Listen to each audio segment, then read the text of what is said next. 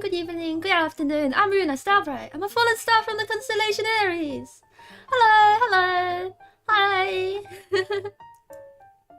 Good morning. Perfectly lined up with your lunch break. Welcome to Spooky Stories, epicness. Yippee! I'm glad. Your lunch break is when I wake up from my slumber. Welcome. Hello.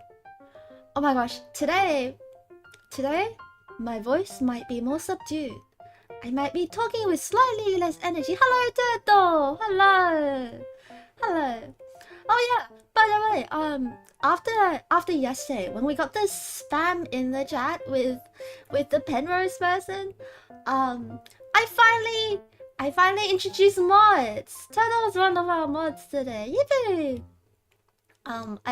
I asked some of the people I know. I was like, "Do you want god powers? Do you want god powers in my chat?" And then they were like, "Okay." Like if they're lurking, then we'll have some people to smite, you know. I was so caught off guard yesterday by the Penrose person. I gave them benefit of the doubt because they sounded like Rin Penrose. I was like, I love Rin Penrose. So I was like, oh man. But anyway, ban Ruuna. Oh my gosh, can you like time Ruuna out in the chat? Does that work? And also, oh my gosh, yeah, 12:30. Sometimes I wake up at 12:30. Sometimes I wake up at 10. Sometimes, not gonna lie, like I think having like streaming kind of fixed my sleep schedule. It was worse before. It's a lot worse before. Sometimes I used to wake up at like 1 to 3 p.m. I used to wake up at 1 to 3 p.m. Or if I had something on, I just sleep for like 2 hours and then I wake up. I'm like, you know. Yippee! But yes. I have an interesting sleep schedule. Yeah, I'm not working all the time, and also I had a more flexible schedule. I had a really flexible schedule, I think. And so like every day the things I have to do will be at a different time, right? So I would just wake up for that. And then if I have social activities, it's free real estate, baby. I'm gonna be doing whatever at some weird time. It's really messed up. I think I have permanent like dark circles. You know, people like they need to put on eyeshadow to get that like grungy emo effect. I don't.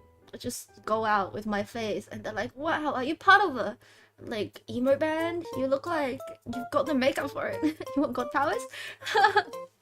We'll see. You'll have to do a blood sacrifice first and maybe like give me your social security number, all that. Hello, sorry, no. Panda. Okay, what was I saying before I went on a tangent? I might be speaking slightly with a more like softer voice today. It's good because it's SCP, it means I don't need to scream that much. But also yesterday, I was at this for about 2 hours yesterday. So, done deal? Yippee! Okay, I'll prepare the altar. We'll name the next Code of the Lamb Sacrifice Epicness, and then we can name Sino after like I don't know a corpse lover or something like in the Code of the Lamb. Anyway, so I was at this for like 2 hours. Also yesterday, but afterwards. You know, I was screaming a lot, like my throat really hurts and my wrist really hurts, like the kind of sore. So, today I might be slightly more subdued, from all the screaming I did. Yeah. So yesterday after the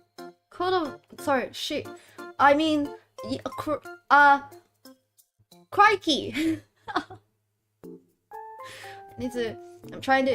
I'm trying to detox from the swearing I did in yesterday's stream.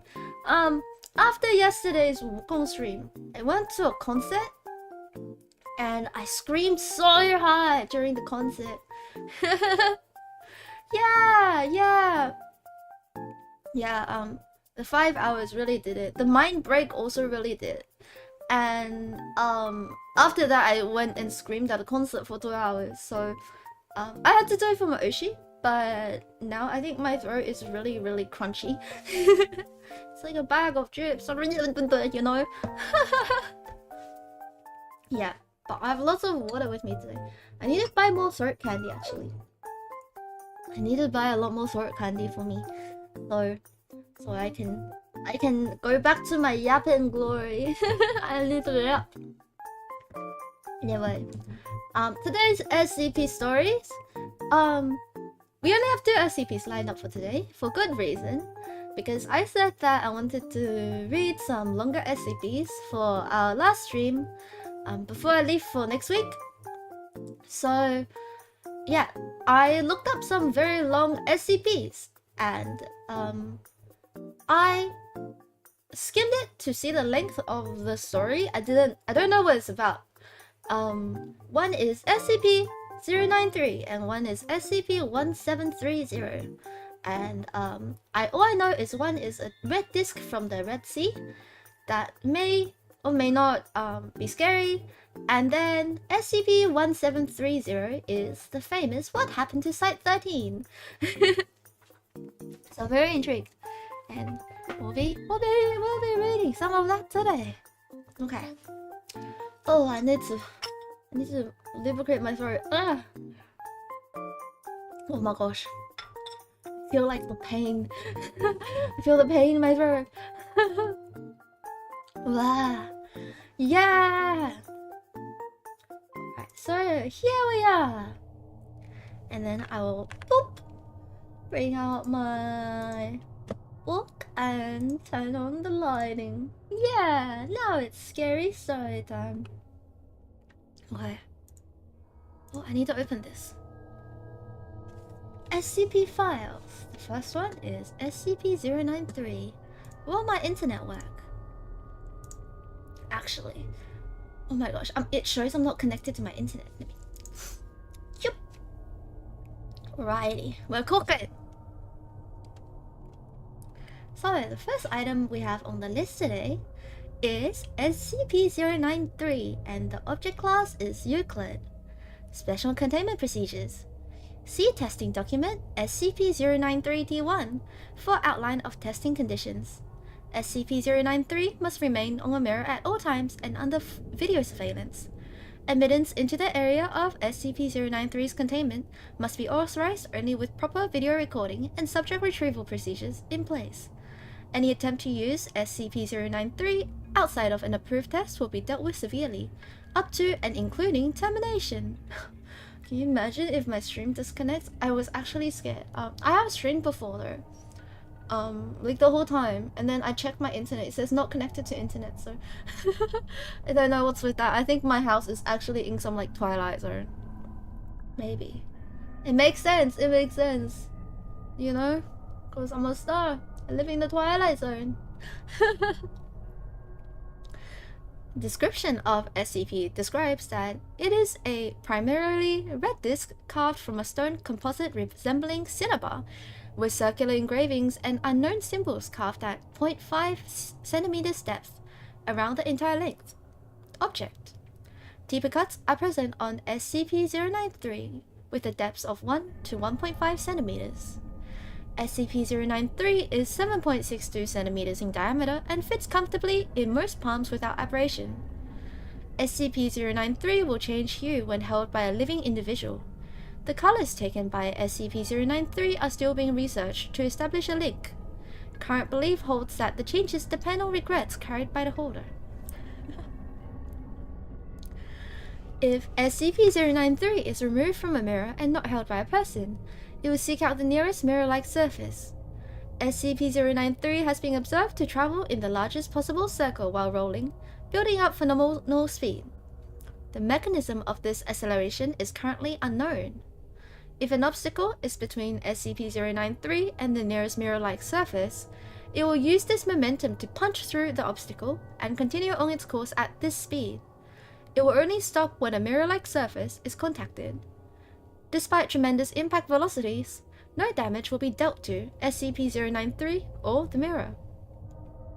Additional notes: no records exist to clarify the nature of SCP-093's discovery or presence in the Foundation. See SCP-093-OD. Since no records exist explaining SCP-093's method of containment, a test procedure was initiated to establish why mirrors must be used to contain it. The results of SCP-093-T1 lead to the discovery of living beings holding SCP-093 being able to move through mirrors, and the series of tests in SCP-093-T2 to ascertain the destination reached through this travel. Following, I have a documentation that is the original SCP-093 documentation. So, the original describes that the special containment procedures that item SCP-093 is to be kept on a silver-lined mirror on a 0.3 x 0.23 or 1 foot by 9 inches pedestal at least 1.22 meters or 4 feet off the ground floor in containment cell block redacted. Object is not to be contained in areas exceeding 3.66 times 3.05 meter or 12 times 10 feet, nor placed on mahogany, pine, cherry, or aluminum pedestals above or below level 1 of containment cell block redacted. Objects can be handled safely, albeit gently, without consequences. Tests and consequences thereof involving containment conditions can be viewed in Section B35-1 of the attached report. Description: Object was found on the shore of the Red Sea on the 30th of January 1968, emitting a low sigh and a dim blue gleam. Its color has since turned into an orange mix of red, only emitting a hum of varying volume whilst in the presence of female examiners of age between 34 and 41. SCP-093 resembled the documented blue for 54 minutes and 34 seconds at 1:23 on 26th of April 1986, coincidentally when the body of 194-9834 was discovered in research facility redacted. Ties between 9834 and SCP-93 remain inconclusive, and the effects of prolonged exposure to 093 remain unknown except for the infrequent reports of periods of calmness, and, in the case of 242-0049, as periodic waves of depression, loss of balance, and thoughts of suicide. Like them older. I was really holding back on that comment, you know. I was like, oh, scary story. But yeah, SCP-093 is a MILF lover. It's a MILF lover.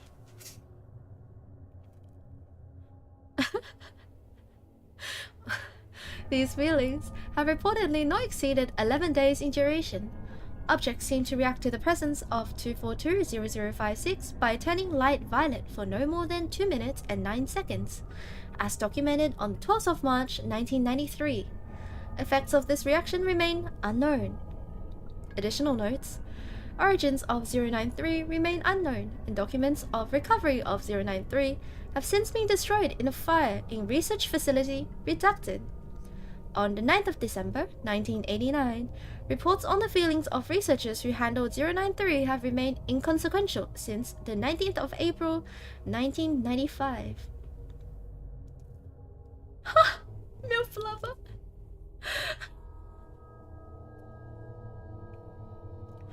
Oh my gosh, that's so funny! Epicness, you know, I saw your comment on the Twitch chat, right? But it didn't show up in my combination chat, and I was like, why? And then I looked over, and it says, message held for possible misogyny.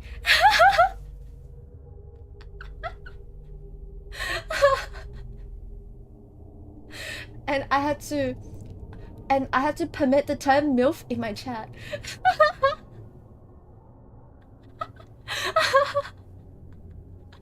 MILFs are always the answer? Yeah. Yeah. Oh, that's so funny. I'm gonna cry. Okay. SCP-093-T1 Containment Test. Testing of SCP-093 against conditions set forth for existing containment procedures to assess viability of continuing such containment, beginning with the changing of the type of mirror used as a position of rest. First is a mirrored surface of brass frame and retail-grade mirror.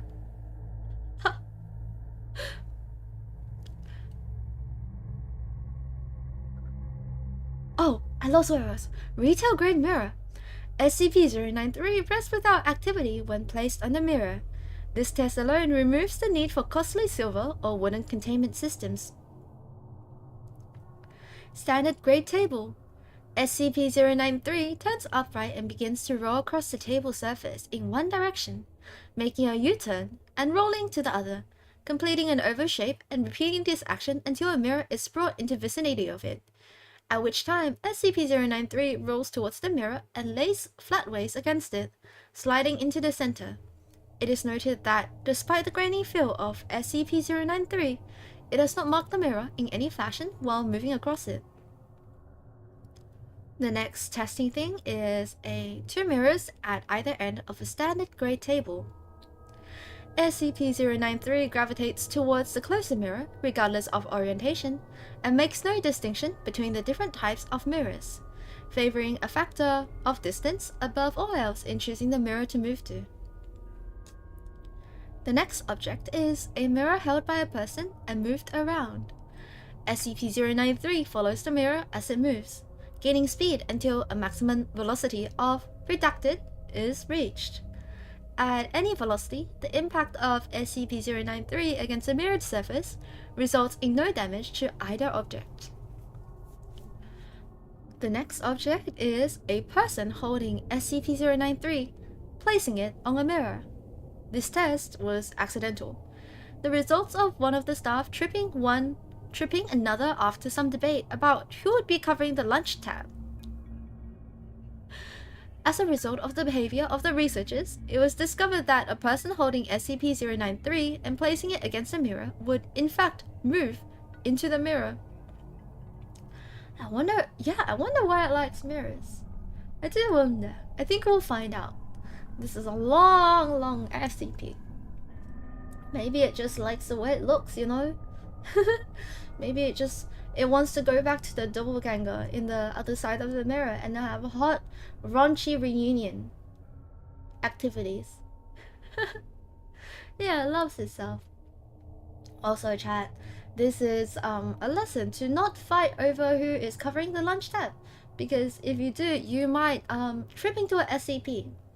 Instead of fighting over who's covering the lunch tab, simply point your dining knife at the other person and politely ask them to cover the lunch tab. In 99.9% of the cases, it has worked out for me. Finally is an addendum. Containment testing discontinued after establishing that SCP-093 requires only a mirror to rest inert. Testing on human interaction with the mirrors while holding SCP-093, authorized by Dr. Redacted. The next is SCP-093-T2, the mirror test. Testing protocols describe that subjects testing SCP-093 must wear a Class 3 buckle harness strapped to the chest and attached to a tension pulley system allowing for 300 meters or around 1,000 feet of movement. Additional spools may be added to extend movement if necessary. The clasps connecting these spools must be high-grade and capable of withstanding applied force of 0.2 tons. Just buy me lunch, don't worry about it. But the entertainment comes from pointing the knife. It's okay, I'll point the knife at you, even if you don't, fight with me over lunch. I think I just like pointing knives at people. In a very wholesome way, because I'm a wholesome streamer, Ruuna Starbright, you know? Yeah. I'm a wholesome streamer. There's no rage in me at all, you know? Okay. A field kit containing the following should be standard issue for testing of SCP-093. First of all, 1 wrist-mounted light source within 3 hours lifespan and additional power sources providing up to 6 additional hours. The second object is 4 0.5 liters of water bottles with water. 4 MREs of any type, plus 2 plain granola bars. Chocolate chips allowed. Good! Good, I love chocolate chips. And also, fun fact, with plastic knives, did you know that they are actually like pretty harmful to stab people with? I mean, stabbing people is generally harmful, but with plastic knives, because they're flimsy, right? If you stab the knife into them, there is a possibility that the plastic knife would break off into like smaller sections and you won't be able to pull it out of the person's body. So in fact, they'll be left with sharp pieces of like plastic in their body. Yeah, while like metal knives, you know, usually like just leave a deep wound. So it really depends. Like the plastics inside the person's body can cause more like smaller wounds on the inside and might hinder their movement. So actually plastic knives are pretty like pretty strong for like hurting someone. That you shouldn't do, by the way. Please don't stab anyone. Please don't stab anyone. Abide by the law, be nice to people, resolve conflicts peacefully. For legal reasons, please. No. Look, it's not. Don't worry about it, guys. Don't worry about it. It's fine. It's just things you learn. It's things you learn when you're a dying space. You know, like it's just fun facts with Ruuna. Yeah, I'm a whiz at trivia night, guys. I just know lots of fun facts. Yeah. I just know lots of fun facts, guys. Does space have laws? Well, maybe. There's a reason why I am Ruuna Starbright, the fallen star from the constellation of Aries, you know? Things you learn, yeah. Yeah. Yum. The next object in the field kit contains 1 standard issue Beretta of 9mm firearm with 24 rounds of ammunition. loaded. This is not to be issued until subject has passed into a mirror using SCP-093 and should be given under armed supervision, ensuring that the subject passes through entirely. This item is to be requisitioned first upon subject's return, and subject to be made aware of this before leaving line of sight within SCP-093's mirror. The final object in the field kit is one standard issue field knife. The subject is not to be made aware of this item and must find it on his own within the kit. The subject must also be attached to a video system with a camera mounted on the subject's head or shoulders. This video device should be cable-based and allow for the same length of travel as the return system. Wireless cameras have shown mixed results and should only be used in testing conditions where SCP-093 is a currently known color. New colors must be tested using wide feed. During testing, the color of SCP-093 must be recorded, as well as history of the subject in terms of their incarceration to identify how SCP-093 determines the color to assume. A link appears to be connected to guilt or their lack of in subject psyche, and attached test results should be read in order. Hello, Peppa! Welcome to the stream! Oh my gosh, I love everyone's using cute little emojis today. Yeah, thank you for offering to become another god in my chat.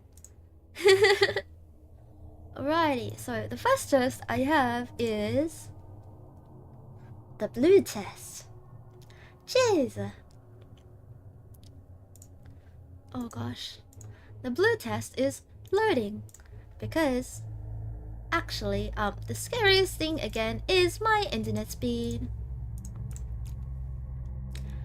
Okay, it's loaded. Yippee. Huh, they think they can stop Ruuna Starbright with bad internet?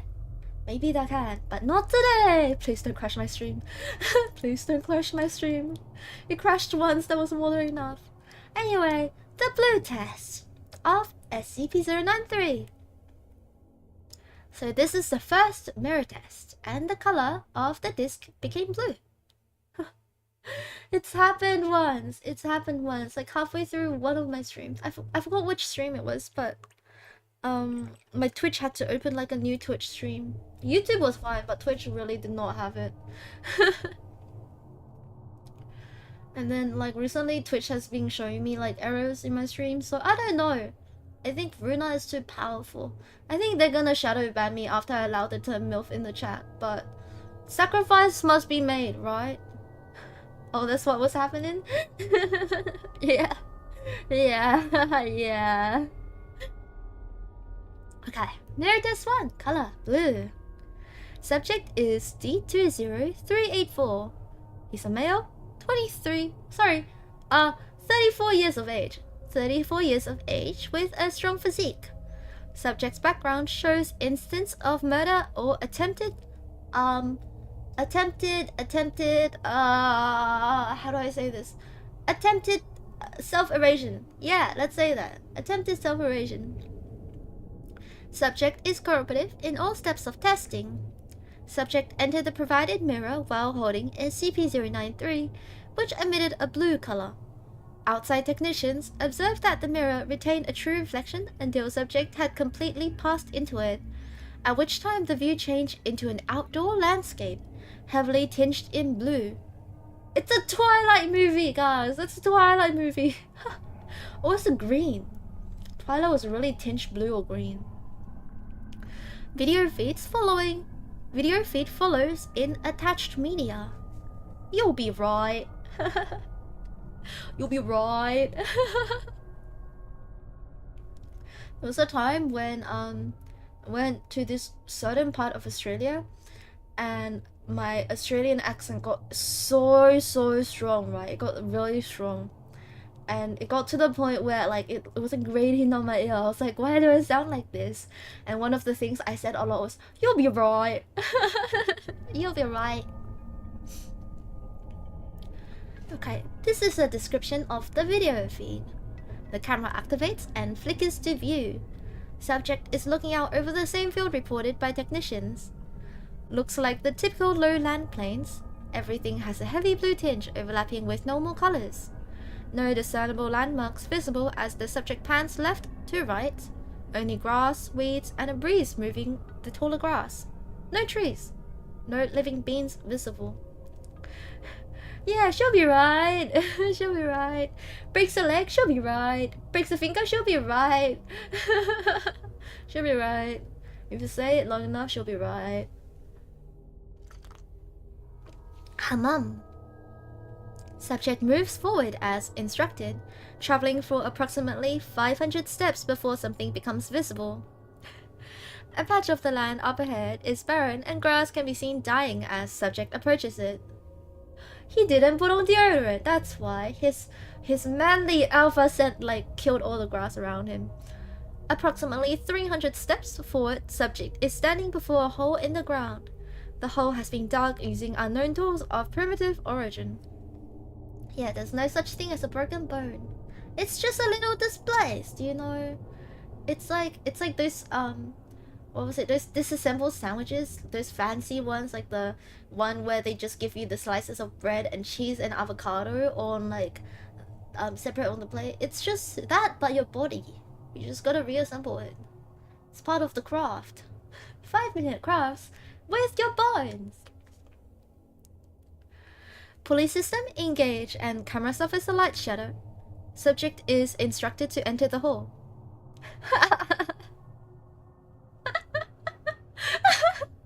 Subject is instructed to enter the hall, and after mild protesting, agrees to do so. There is no apparent method of descent such as ladder or rope. Subject relies entirely on his own hands and the pulley system to slow the descent. Approximately 100 meters of cable is used before bottom is reached.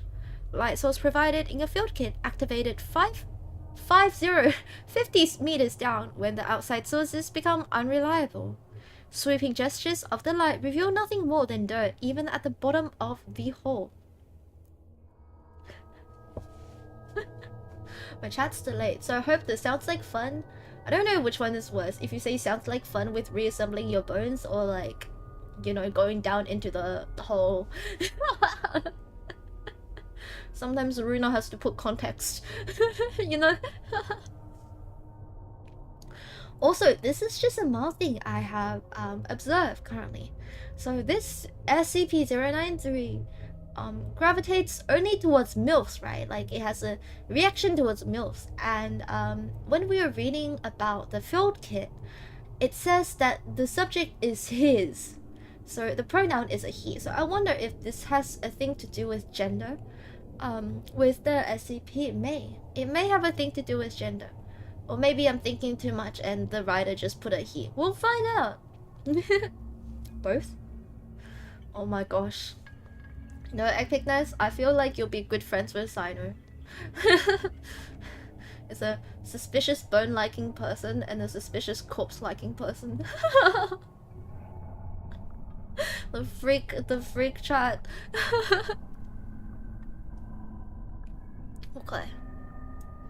Pachoo! It's got a point. Oh no. Oh no. Oh no. Oh no. Okay. Hacha. Subject moves forward with assistance of light source. Asked about the blue tinge, subject expresses confusion and says there's no such tinge from his perspective and never was. Light is visible down the passage and 150 meters of cable has been used. Out of the camera's eye, sound is recorded of the firearm being prepared. When questioned about these actions, subject states justified precaution and moves forward. Is it truly a joke? Or is it the truth hidden inside your heart?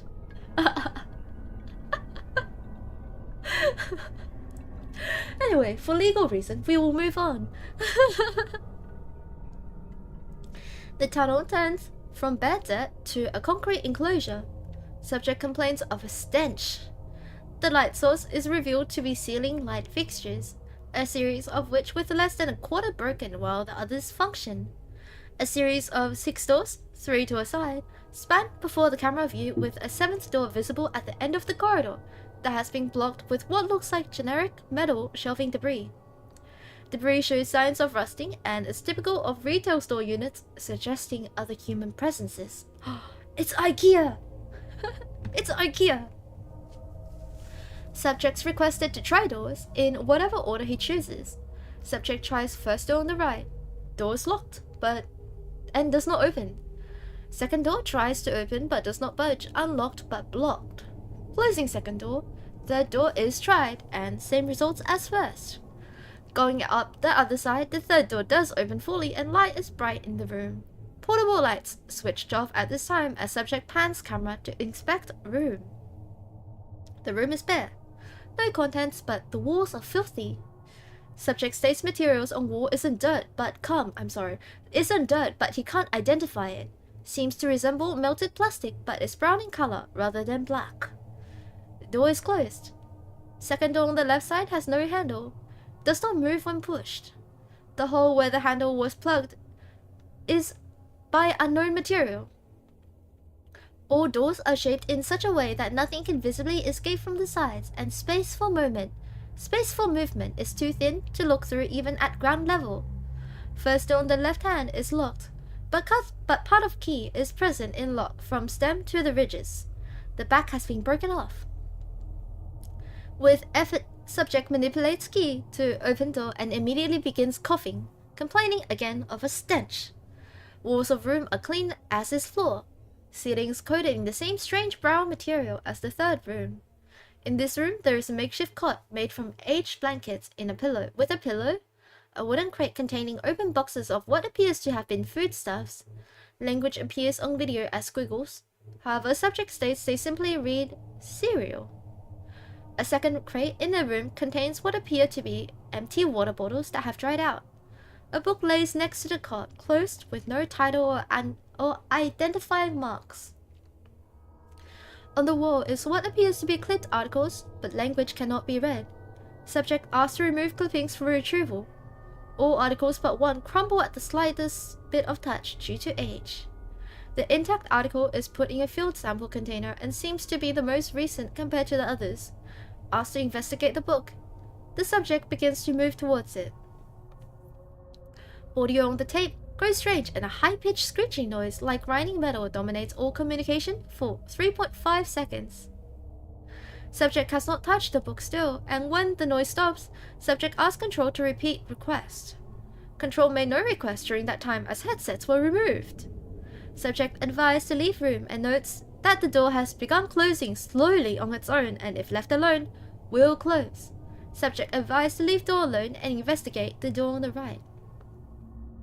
I also wonder how long it's all been there. Because earlier on in the documentation, they were mentioning mirror dimensions. So maybe it's been there for the longest time. Careful review of the following 10 seconds of tape shows that, as the camera pans, a figure is visible at the end of the tunnel where the 7th door is. The door is open, only enough for a face to be seen through a crack. Just before the door silently closes. No details can be seen. Subject investigate the second door on the right with no mention of anything seen out of ordinary. This door, when pushed against, moves, and after repeated bashing, moves enough to viewing sight at an angle. A cork board is visible with more articles attached to it. The top of a box of cereal can be seen on the floor, and what appears to be a hand lying palm up. Subject closes door and pans camera past door 7, which remain closed. Seeing nowhere else to explore, subject requested to return. Subject poses no protest and complains of an ever-increasing stench. As subject returns back down tunnel, his camera feed does not change or show anomaly, but Control reports a sudden surge in cable movement, pulling an additional 100 meters of cables through, before going slack again and then tightening. Video feed shows subjects ascending tunnel slowly while Control attempts to verify integrity of the pulley system. Subject requested to stop ascent but states he is not climbing. The rope is pulling him up. Panic sets in on both sides and subject informed to ready firearm. Upon reaching top of hole, nothing is visible on camera and subject reports nothing has changed in landscape, then begins to return trip, following the path of the cable. Traveling for approximately 900 steps, subject asks how much cable he has used. Control admitted that they are unsure due to complications, but subject travel in a straight line to reach the hole, so it should be a straight line back. Subject becomes concerned when he states that more cable is visible now, moving in a 90-degree angle away from the point in the ground. Subject pans camera around full circle slowly. On film, behind subject, a crowd of 37 countable figures stands silently. Features are unidentifiable and they are lacking the blue tinge that dominates the landscape. Panic breaks in Control again, but the subject notes the only oddity as being the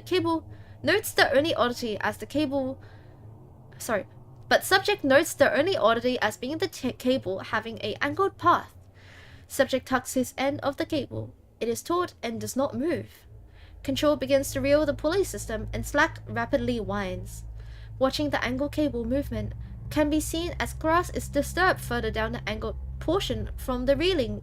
Then the line vibrates. Sorry, it's a really weird way they wrote this sentence. Watching the angled cable movement can be seen as grass is disturbed further down the angled portion from the reeling in. Then the line vibrates as it meets resistance and emits a twang from the recoil. Subject's camera pans back a long length of cable, which now appears to be slowly allowing more slack, before suddenly all slack is returned and pulley system begins again.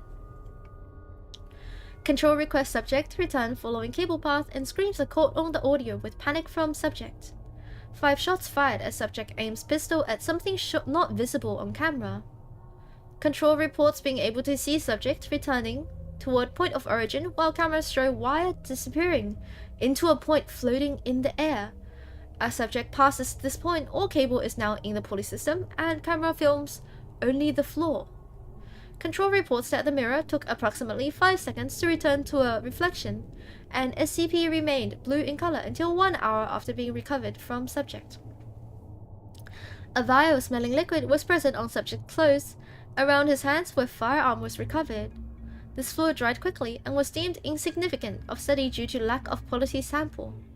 Control personnel monitoring the mirror stated having seen a massive human being crawling on the ground, easily 50 times the size of a normal person with no facial features and a very short arm reach, pulling itself toward the mirror before it returned to a reflection.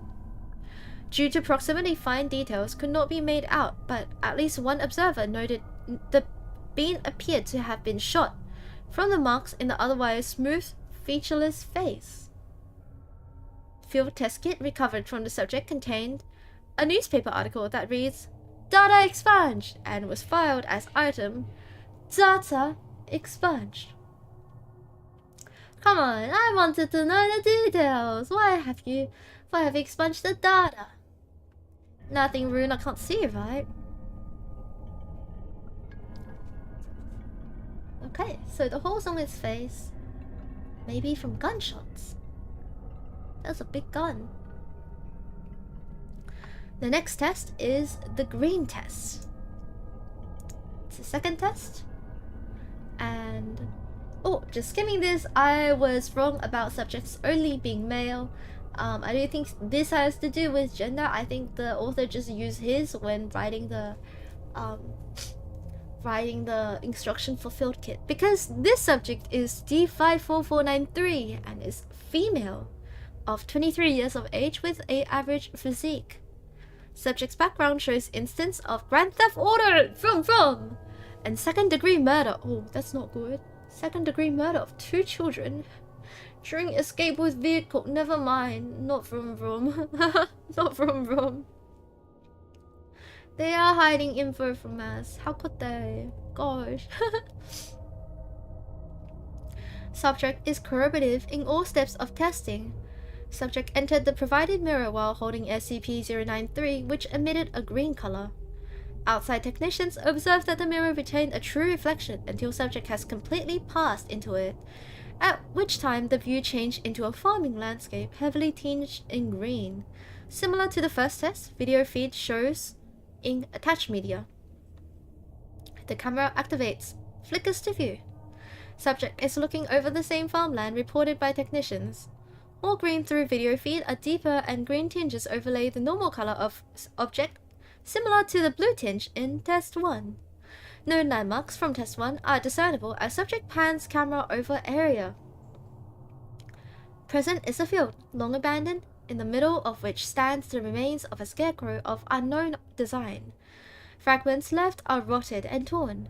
Nothing grows in the tilled land. A farmhouse is visible to the right of the field, large, 2 stories.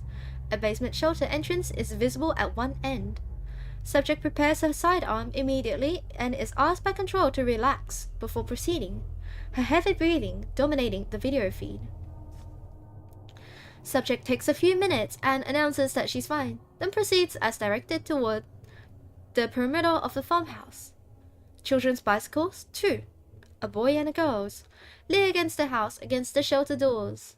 One of the doors to the shelter lay in the grass, torn from the entrance as evidenced by splintering wood. On the stairs lay clothes arranged in a descending order, shoes to shirt going down, then belonging to a boy. Subjects begin screaming at Control, asking if this is some sort of sick joke. Control assures her they have never seen this environment either and to please calm down. Subject takes several minutes to regain herself before continuing. It is unknown if SCP-093 is linking the subject's past with her landscape. It must be. It must be the clothes that the boy wore when the accident happened, right? After several minutes, subject agrees to continue. Communication to subject is muted, and conversation of Control is making commentary about subject's jittery attitude. Make up audio for 1.5 minutes. Communication is restored as subject reaches the bottom of stairs. The cellar of the farmhouse is unremarkable and typical. Several wooden shelves line the far wall containing unidentified canned substances. Broken light fixtures sway gently from support beams. Camera is panned across the basement slowly, with no evidence of footprints visible, and the basement can be assumed to have been abandoned for some time. Subject begins to comment about a stench. Everyone in this test is stinky. Stinky, stinky. As subject pans the area, a metal hatch is visible in the ground, similar to a bulkhead on a submarine with a table with a turn handle. Subject remarks that the smell is at its worst around the hatch, and the dirt around the hatch is noted as being clumped and clay-like. The handle of the hatch is old and paint is chipped. Subject coerced into turning the handle which, when fully turned, opens the latch. Subject begins coughing at the release of assumed old, stale air. When camera is tilted to view down the hatch, it is a white concrete tunnel similar to the one found in the blue experiment, but in much better condition. Subject asked to descend the ladder and close the hatch behind her.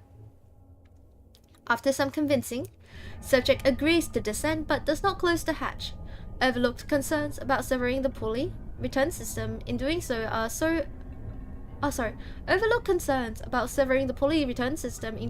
are acknowledged. Descent down the ladder and trip to the farmhouse has consumed approximately 53 meters of the cable when bottom is reached. The inside of the hatch appears to be a bunker ill-suited to long-term usage. It is spacious, about half the size of the actual cellar itself, containing 3 bunks, 1 for a couple and 2 for single use. Ooh. Several boxes of food similar to those found during Blue, marked as cereal, fill a waste container near the hatch bottom. On the beds are 2 skeletons, and on the floor is a third, lying next to which is a simple 6-shooter revolver containing no ammunition. 3 spent casings are across the floor near the gun. On the other side of this skeleton is a bound book in good condition. This is retrieved and placed into a field kit container upon request. The gun is left alone per request from Control. With all the talk of bunkers, it feels like, you know, during wars, how they have like the like in Fallout, how they have like the apocalypse bunkers. I wonder if it's like that. Something bunkers ill-suited for living, something ill-repressed guilt locked inside of you that is ready to burst at any time. Yeah, metaphors, right? Is my guess. My current guess. My current guess. Subject examines more of the bunker, focusing on a desk where a newspaper has been cut and is in good condition. The clipped articles are recovered using a field kit container. Little else of interest to be brought back is in the bunker as the camera is panned around. Trash bags containing clothing, a few children's toys resembling popular 1950s era products are lined against the wall.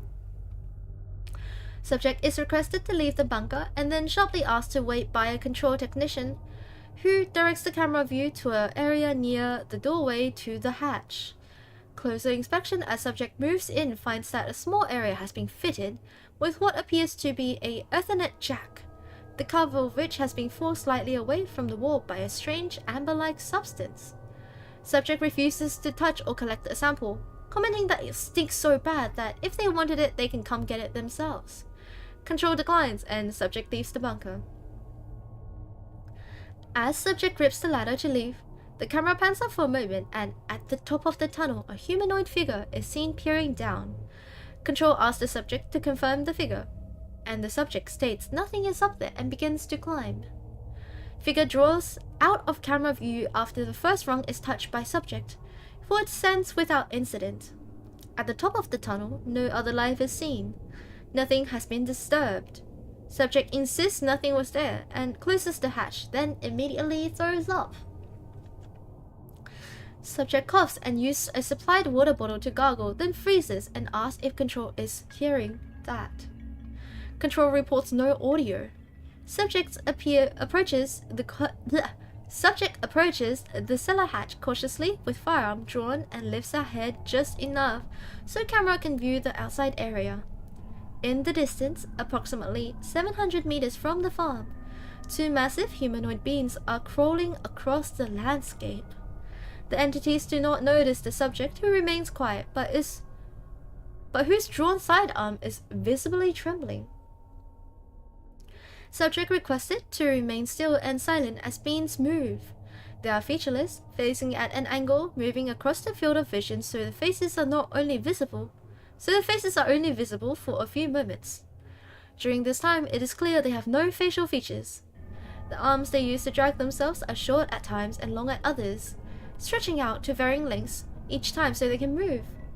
It's like those little like slinky hand toys that you can shoop and then they like slap and they stick. Like little slinky hands. This is so groovy. There is no rear area to the beings. All bodily design appears to end at the torso. The creatures take approximately 10 minutes to disappear into the distance before subject begins to panic and begs to return. Request declined. Subject instructed to enter the home from the cellar and not to leave the home under any circumstances. The first floor is entered through a hatch in the ceiling and floor that opens with rusty creaks that cause the subject to pause for 37 seconds before continuing upward and entering a kitchen. A heavy layer of dust coats all items in the kitchen. The refrigerator is left open and all food is spoiled. Adjacent to the kitchen is a living area that subject enters slowly. There is a recliner, a couch, and a television of all 1950s style design. In the recliner is a laptop, whose case also resembles 1950s decor and is coated in heavy dust. Opening the laptop reveals the last moments of its operating system, Faithful OS, leaving a standby mode and immediately shutting off. Laptop has no external power source and will not power back on. When asked to recover laptop, it brings the cushion of the recliner with it, the two stuck together. Subject is advised to leave the laptop where it is. Interesting. It's 1950s, but they have laptops and refrigerators. Did they have 1950s? Did 1950s have refrigerators? I'm pretty sure they didn't have laptops. The inside door leaving the home is nailed shut with thick wood planks. No attempt is made to interact with these. Camera view pans to a staircase leading upstairs. Subjects ascend the stairs without being asked and the stairs remain silent to control surprise. When subject reaches top of stairs, a hallway with two doors is viewed, one on each side, and at the end of the hall, a dumbwaiter is inlaid into the wall. Subject opens door on left on her own, which opens to a master bedroom. The bed is neatly made, but the wardrobes next to it is thrown open and clothes are everywhere on the floor. Subjects find laid out on the bed several pieces of jewelry and is informed to leave them. Subject begins to protest, then comments they stink, and leaves them alone, prompting leaving the room. Subject asks to open second door. The second door opens and gives a view of a shared children's bedroom, obviously boy and girl, given the types of toy and clothes scattered on the floor. Let boys play with Barbies and let girls play with Megatron trucks. Tis tis. Tis tis. You know, if you wrote this in my Twitch chat, you'll get held by auto mod for misogyny. There is also a window which subject approaches and wipes with a curtain to clear dust. Subject requested to move camera to window and does so.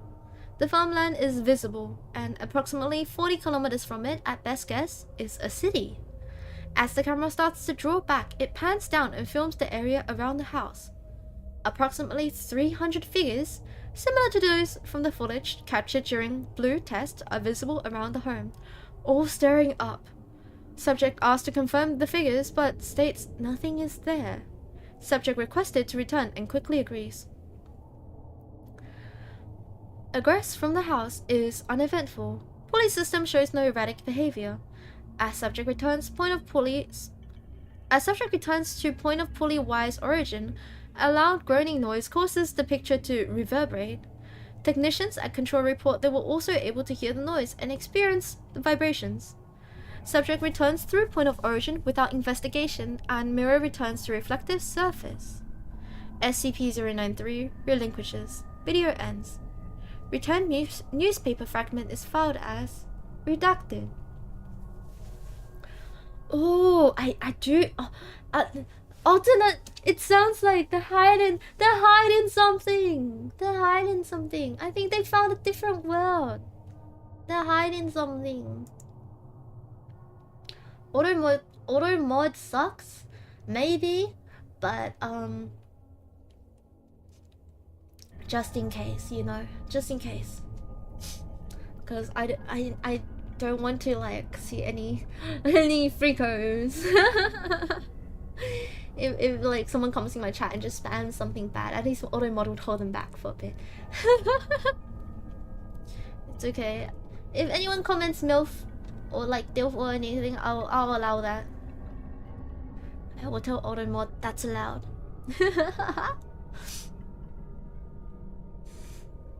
Okay, this is the third test. The violet test. So, subject is D84930, male of 21 years of age, average physique. Background shows instances of second-degree murder of a police officer during a drug bust. Normally this crime, while severe, would not qualify a person for a sentence that would end up with us, but the murder of the officer was especially brutal and excessive violence was used. This subject was uncooperative and had to be reminded that his cooperation would only benefit him. Subject entered the provided mirror while holding SCP-093, which emitted a violet color.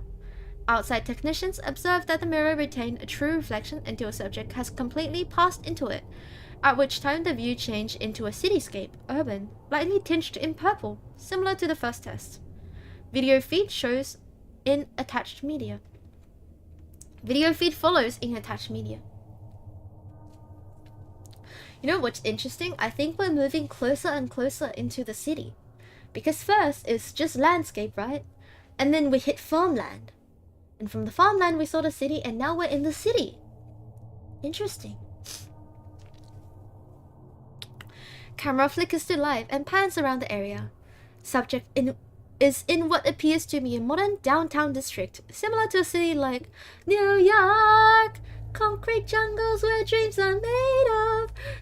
Jeez. The streets are mostly bare except for new cars of unknown make or model. These cars look highly advanced and streamlined.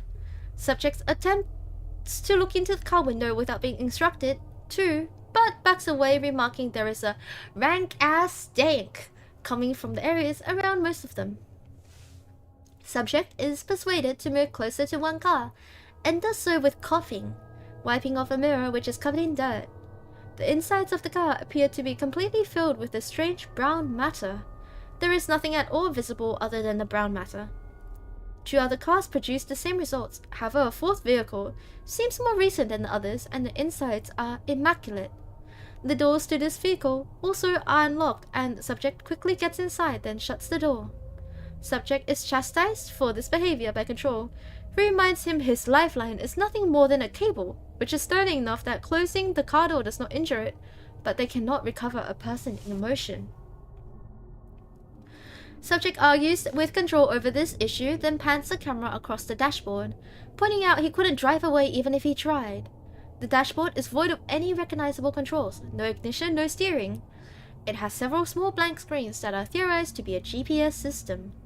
Subject remains in the car while Control discusses how to proceed, since the city landscape is far larger than the previous test destinations. Control debates this issue while Subject stares around the cityscape from the car. During one pan, a face is clearly seen staring into the car, eyes watching the subject.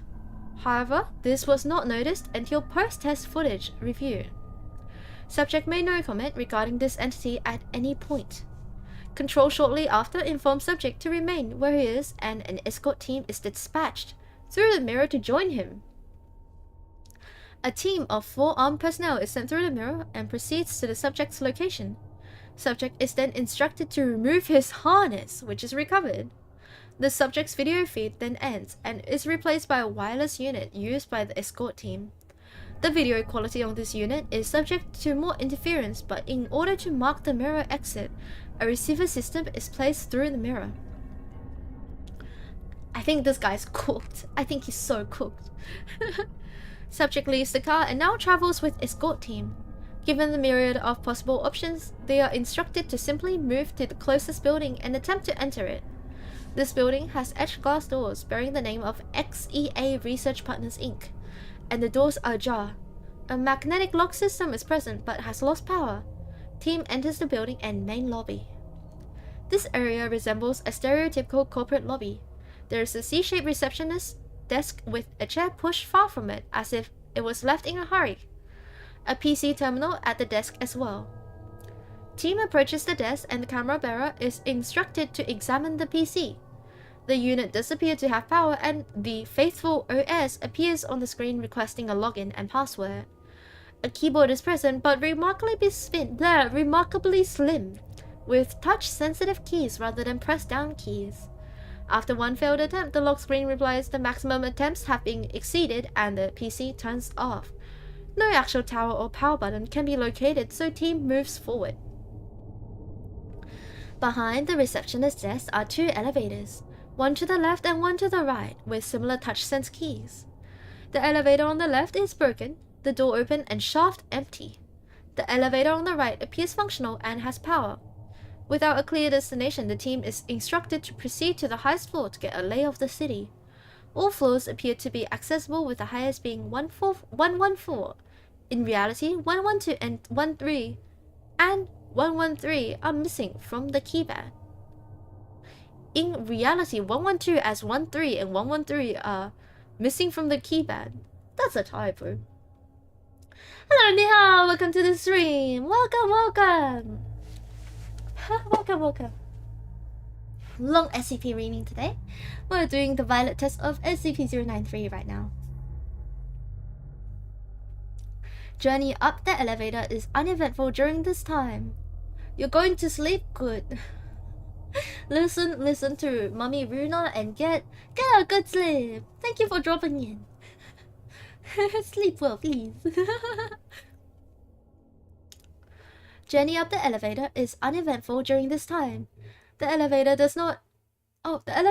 appears to take longer as it passes by 13 than 113, suggesting that the entire floor was built and nothing put on it. At 114, the doors open and team enters a large lounge area. There are many couches with dust on them. A widescreen, apparently LCD TV of approximately 60 plus inches in size dominates the wall in front of them with no power. A series of windows are open, allowing in sunlight at the far end, which the team proceeds and angles the camera outside. Check. What do those? Why are your monkeys covering their eyes and ears and mouth? Why? Why? I even held back from making an easy pee-pee joke with the 60+ inches TV. I'm wholesome streamer Ruuna Starbright. The view of the city is astonishing. This building is one of the tallest visible, but certainly not alone in its stature. The city below is grey and silent, no evidence of life at this altitude.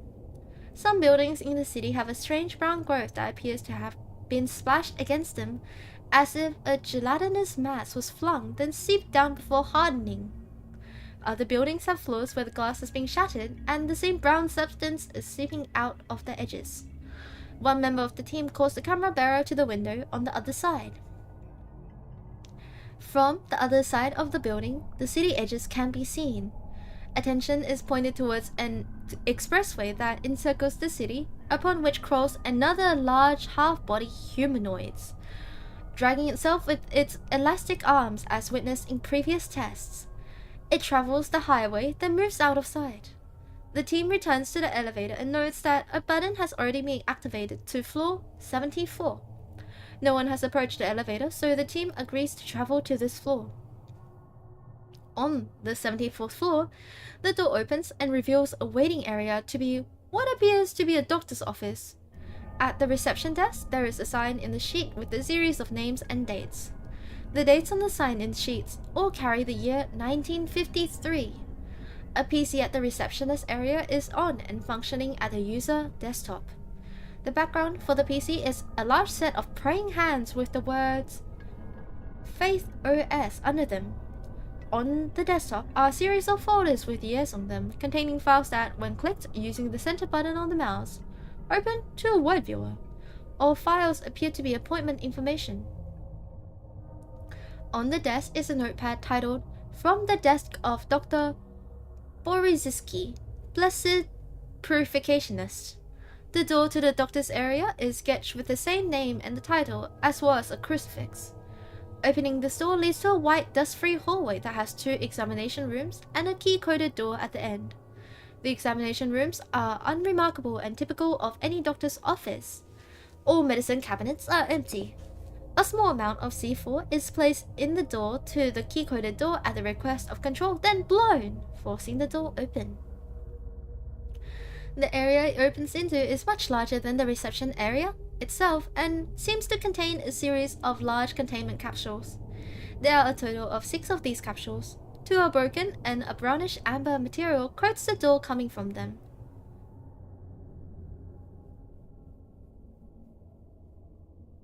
One is empty. The last 3 have nude humans floating in them with breathing masks. Attached to the front of these tubes are medical charts showing vital signs and conditions.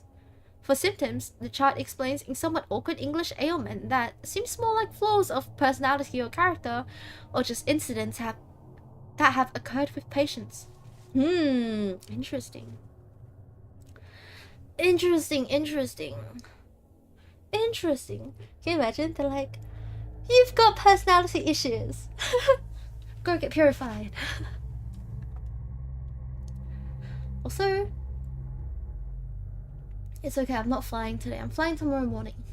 So I can read for as long as I want. Yeah. Maybe not. I won't read for like 15 hours, but I'll read for a bit. Control asks for a zoom of one of the patient's pages on the chart. After focusing, it reads Citizen Jennifer McZurka. Jennifer McZurka did suffer a lapse of the heart that did lead her to lay with a neighbor twice upon nights of her husband's departure from their home. NTR! Oh my god, lapse of heart. Patient did submit herself to the Lord's and our hands for cleansing of mind and body.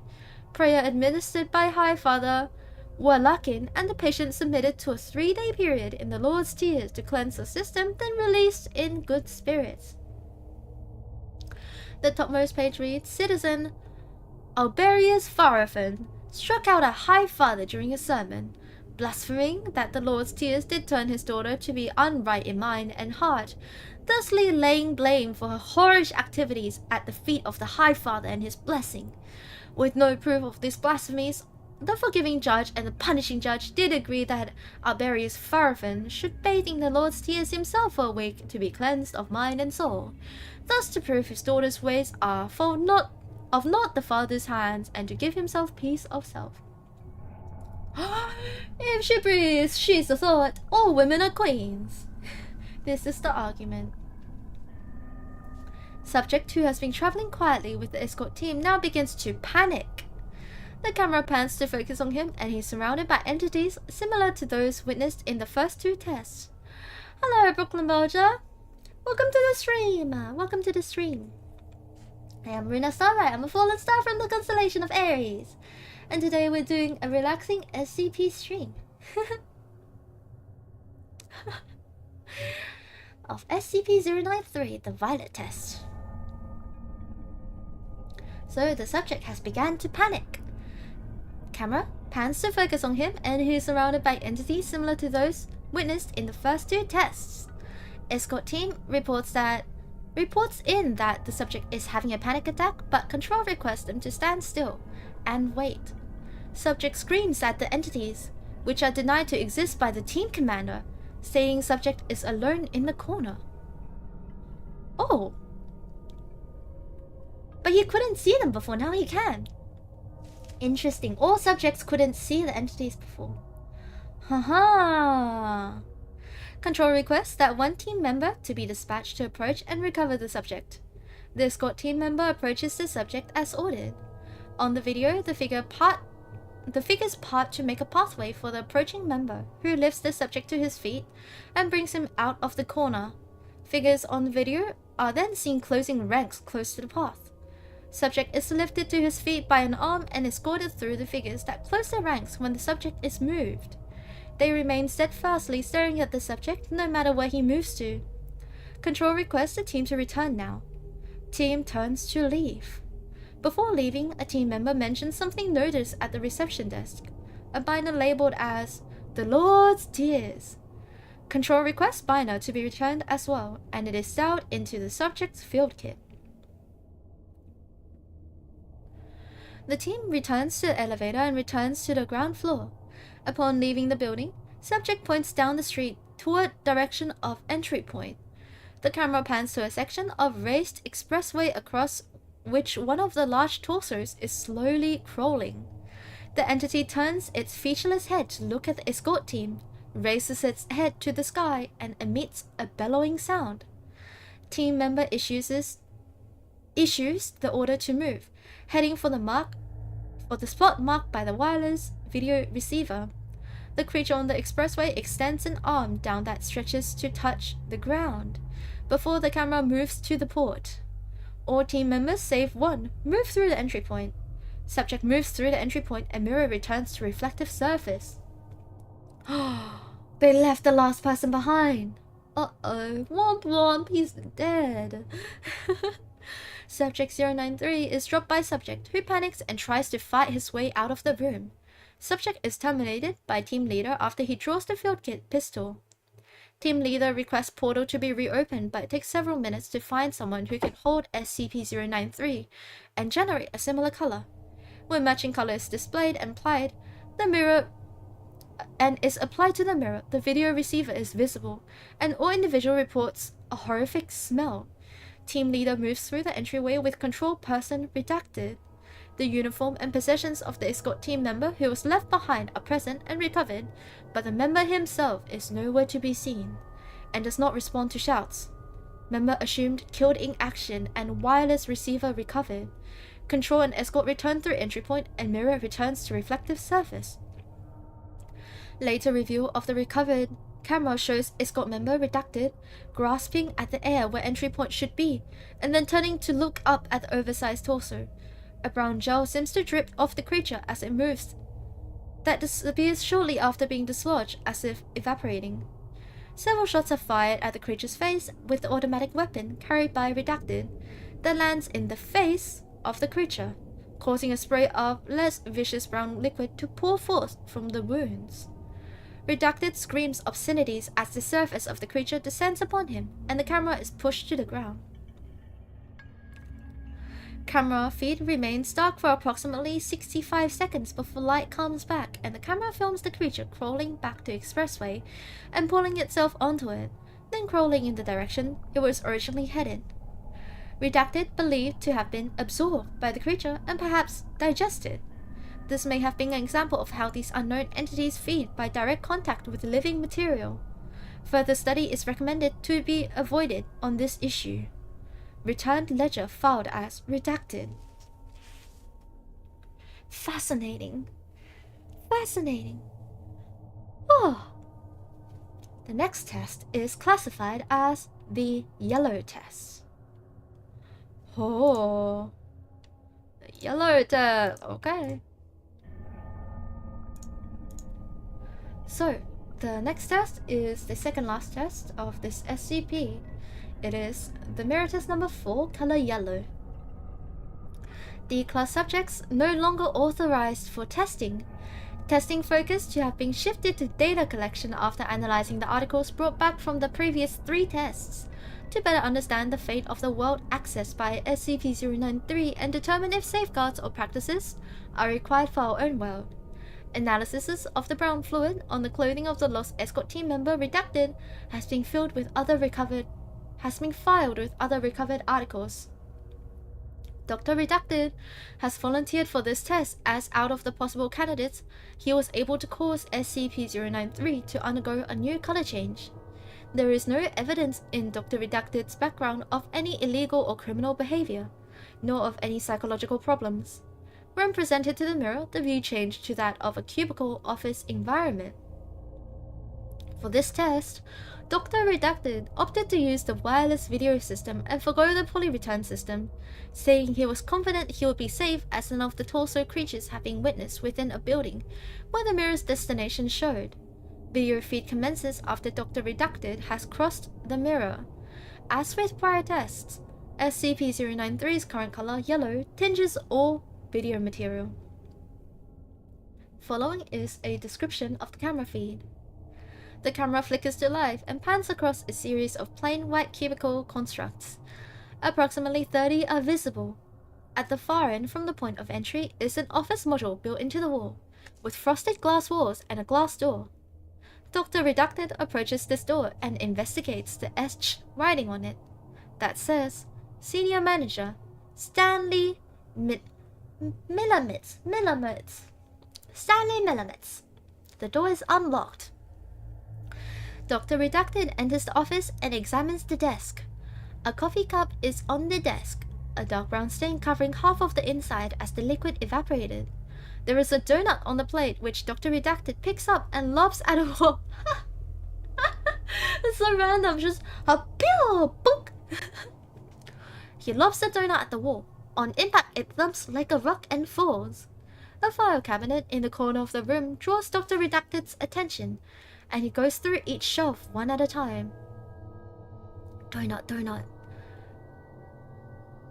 He goes through the shelf, one at a time, stopping in the second corner and taking out a file, then going back to the first and taking out 2 others. Continuing to the third and fourth drawers, he withdraws 4 additional files and spreads them all out on the desk. The files are blue filing folders, and he points with his finger and camera at a symbol on each of praying hands, stating aloud for the camera that all the files are stored in yellow folders. The blue folders are placed in his field kit. He does not like donuts. Check only speaks in emojis. Check only speaks in emojis. It's the language of the Czech people, you know. Okay. Camera attention is turned to the PC on the desk that is logged in and functional. Dr. Redacted comments aloud, wondering where these devices are getting their power from, as he has noticed no power outlets. This PC's desktop contains a folder of Faithful OS, contains the logo of Faithful OS, and even has sound. clicks of the mouse followed by the soft high-lying hums, and opening of icons followed by angelic bells. The PC fails to yield any useful information to Dr. Redacted, who abandons it and leaves the office. Approaching the other end of the office floor, Dr. Redacted presses a button on the wall for the elevator and enters, finding he is on the 34th floor of a building, having an unusual number scheme. The keypad layout goes from -115 to 115 and includes all floors. Before pressing a floor button, Dr. Redacted requests that wireless video transponder to be moved to the elevator and replaced to a construction cone to mark the entry point. A second transponder unit is placed outside of the elevator, and Control is instructed to recover the second unit and seal the test chamber should something happen to him. Then, when all is arranged, he presses the button for floor -115. The descent down the elevator is long, consuming 15 minutes. During this time, the camera experiences one malfunction, where the image jerks and turns to snow, restoring to show 14 other figures in the elevator with Dr. Redacted. As video pans around, all of whom move as he moves to allow him space. They remain for 35 seconds, then the camera flickers to snow and returns. Dr. Redacted is now alone in the elevator, dancing, as is assumed by the doxx and sways of the video feed. Dr. Redacted pauses to comment on the rising stench coming from below, but he's just dancing. It's like, ba-dum ba-dum bum. It stinks, ba-dum dum dum dum. At this point, the elevator has reached -108. Dr. Redacted presses -110 to interrupt the descent down, and exits when the floor is reached. The elevator floor opens to an enclosed observation deck with several PCs and chairs. All PCs appears to have power. The ceiling to this deck is also glass, and above it, another desk is visible. Dr. Redacted approaches the monitoring station and checks one of the PC screens. On the screen is Faithful OS logo and a video feed toggling between 4 different views. 115, it's a song? Really? 115. I only know 143.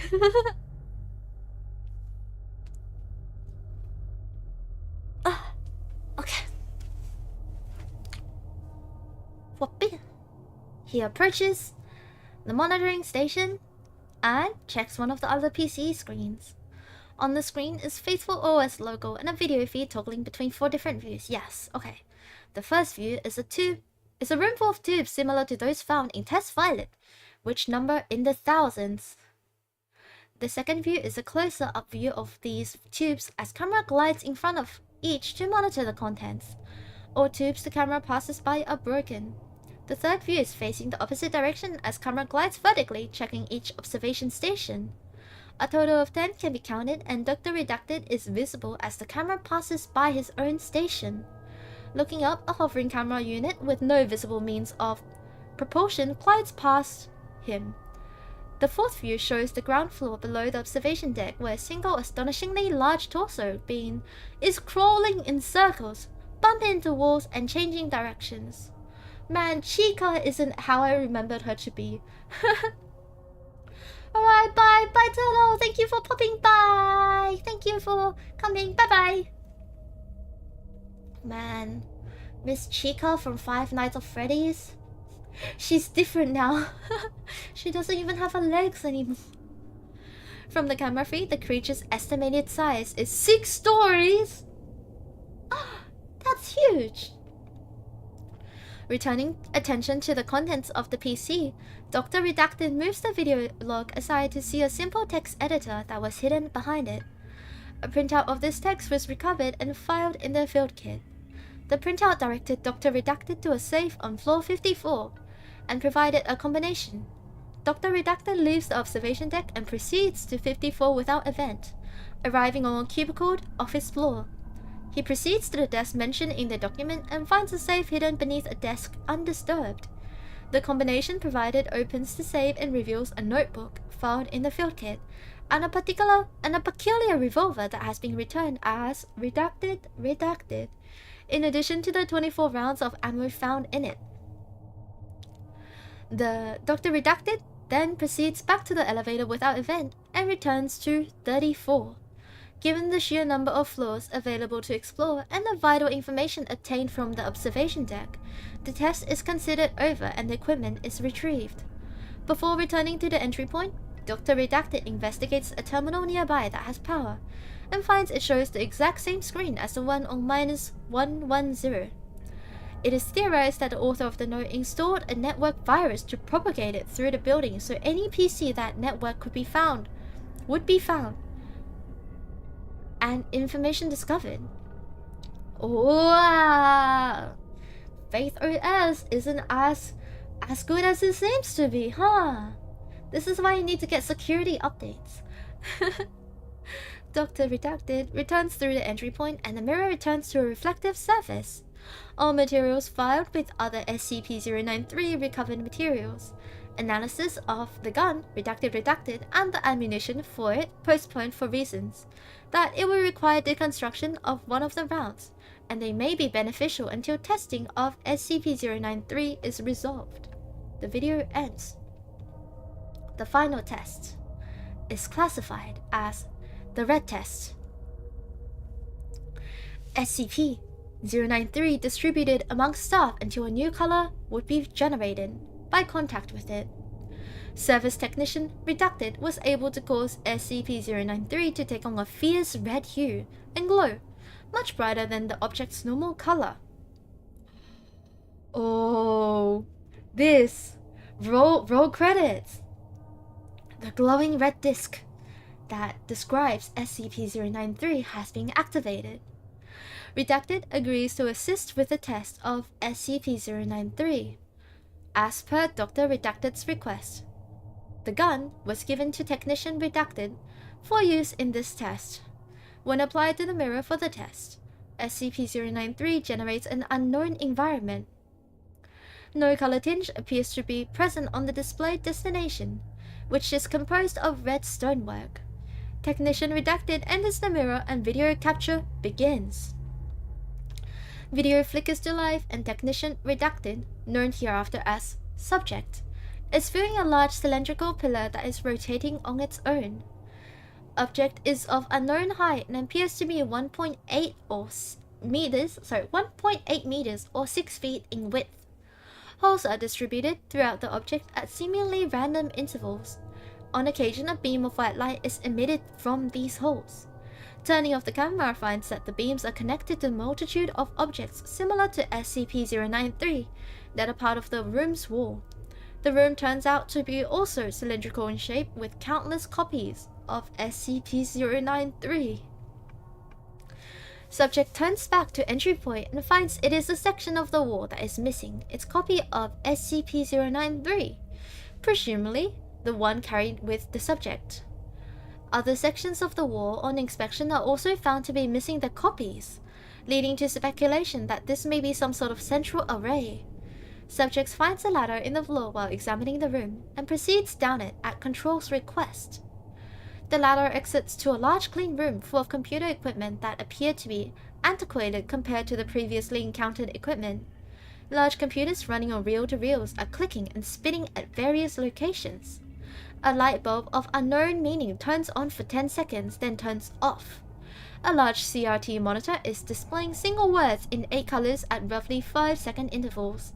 While observed, the words clean, unclean, clean, unclean, lost, unclean flash on the screen. Proceeding through the door ends in a large glass window as another observation deck. This deck looks out over another series of tubes as witnessed before, but far fewer and filled with a blue liquid. What appears to be electrical current dances over many of the tubes at erratic intervals. At least 5 tubes at first glance are empty and broken. At observation window, a keyboard is present on a pedestal awaiting a selection to be made. The options available on the screen are tube status, which waits for a numerical input, reports, situation X549, situation X550, evacuation log, bullshit, agent redacted report, and facility fire plan. Video is expunged. All selections that generate text were transcribed by subject and verified by control member who passed through the portal to recover them. This process took approximately 2 hours and video feed was deleted to condense this report. Recorded documents are filed as redacted. Video interrupted. Control lost contact with subject approximately 30 minutes after departure of control tech. Subject was asked to remain in the area and observe the machinery and the containment room to make observations for debriefing. The SCP mirror portal returned to a reflective surface prematurely and all video contact with subject was lost. Control was unable to re-establish due to SCP-093 being across the mirror. A time-lapse of 1 minute and 48 seconds was recorded before the mirror portal re-established itself and subject returned through the portal. Subject appeared to be in good health and condition despite the time loss but spoke little. During immediate debriefing, subject underwent sudden convulsions and medical staff was alerted. While attempting to subdue subject, he displayed enhanced strength and used redacted to shoot one of the debriefing staff, killing them. Guards shot subject once with a sidearm in the heart and once in the chest, but subjects did not fall. All staff evacuated room and a second shot was fired by subject which missed. A more heavily armed team entered the debriefing room and used automatic weapons to dispatch subject. Reports confirmed subject did not bleed when shot, but instead leaked a green-brown substance that seemed to be a mix of solution observed in some containment tubes and the material recovered during Test 3. All further SCP-093 tests have been discontinued while review of materials recovered is in effect. A secondary tape recording device is found to have activated in the field kit after the loss of video feed, and its contents have been filed with other recovered materials. All recovered materials from SCP-093 are Level 4 classification. Release must be approved by no fewer than 2 Level 4 personnel. Cheers. Staff with acceptable clearance,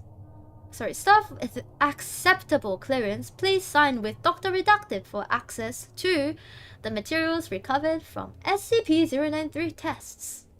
Ho ho! Well then. Alright, let's see if we can recover it. Boink!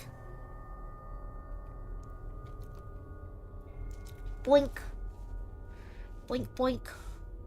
Please load. Please load. Here we go. Alright. SCP-093 recovered materials. Oh, it's chunky. Okay. Recovered materials.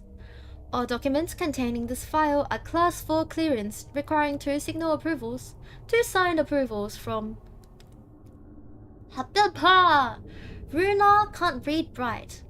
All documents containing this file are Class 4 clearance, requiring 2 signed approvals to access. Any employee reading past this point who does not have proper classification should consider themselves to be terminated from employment and now subject to disciplinary action up to and including forced administration of Class A amnesics, immediate transfer to Keter class security, and death. Wish I did SCP streams when you went to sleep? You can always watch the VODs when you go to sleep. And are you sure you wanna listen to my scary stories? Right before sleep, you're gonna get nightmares. Okay, so the first is the newspaper article recovered during Blue Test. Only one item could be recovered during our initial test, and that was a newspaper clipping found attached to a corkboard in an abandoned bunker. Most of the articles were in a state of decay, but one was firm enough for recovery. The article states, Most Holy Father announces progress, unclean being cleansed. A rare public address directly from the Most Holy Father of the United Lands of the Sun has declared that the Blessed Militia has driven back many of the unclean, who are skulking our lands now.